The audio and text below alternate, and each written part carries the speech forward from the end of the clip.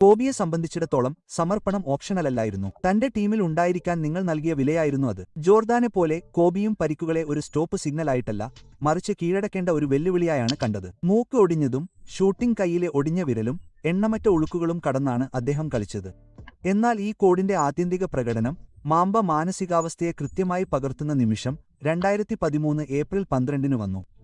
34 വയസ്സുള്ളപ്പോൾ തന്റെ 17ാം സീസണിൽ കോബി ഒരു ശരാശരി ലേക്കേഴ്സ് ടീമിനെ പ്ലേഓഫിലേക്ക് വലിച്ചിഴക്കുകയായിരുന്നു. വാരിയേഴ്സിനെതിരായ ഒരു മത്സരത്തിൽ അദ്ദേഹം ബാസ്ക്കറ്റിലേക്ക് വണ്ടിയോടിച്ചു കുഴഞ്ഞു വീണു. അദ്ദേഹത്തിന്റെ അക്കില്ലസ് ടെൻഡോൺ പൊട്ടി. മിക്ക അത്ലറ്റുകൾക്കും അത് കരിയർ അവസാനിപ്പിക്കുന്ന ആത്മാവിനെ തകർക്കുന്ന ഒരു പരിക്കാണ്. വേദന ഉടനടി അനുഭവപ്പെടുന്നതും അതിശക്തവുമാണ്. കോബി തറയിലിരിക്കുമ്പോൾ അദ്ദേഹം പിന്നിലേക്ക് കൈനീട്ടി ടെൻഡോൺ മുകളിലേക്ക് വലിക്കാൻ ശ്രമിച്ചു, ഉപയോഗശൂന്യമായെങ്കിലും വെളിപ്പെടുത്തുന്ന ഒരു പ്രതിഫലനം. വേദി നിശബ്ദമായി. അദ്ദേഹം ആദ്യ ഷോട്ട് അടിച്ചു. അദ്ദേഹം രണ്ടാമത്തെ ഷോട്ട് അടിച്ചു. അപ്പോഴാണ് കളി സമനിലയിലാക്കി ജോലി പൂർത്തിയാക്കിയ ശേഷം അവൻ പതുക്കെ സ്വന്തം ശക്തിയാൽ കോർട്ടിൽ നിന്ന് ഇറങ്ങിപ്പോയത്. ഒരു എലൈറ്റ് കളിക്കാരനെന്ന നിലയിൽ അദ്ദേഹത്തിന്റെ കരിയർ അടിസ്ഥാനപരമായി അവസാനിച്ചു. ലോക്കർ റൂമിലേക്കുള്ള ആ നീണ്ട നടത്തം ജോർദാന്റെ നിയമങ്ങൾക്കനുസൃതമായി ജീവിക്കുകയും മരിക്കുകയും ചെയ്ത ഒരു മനുഷ്യന്റെ അവസാനത്തെ ധിക്കാരപരമായ പ്രവൃത്തിയായിരുന്നു. ലോകത്തിന്റെ മുന്നിൽ അദ്ദേഹം തകർക്കപ്പെടില്ല.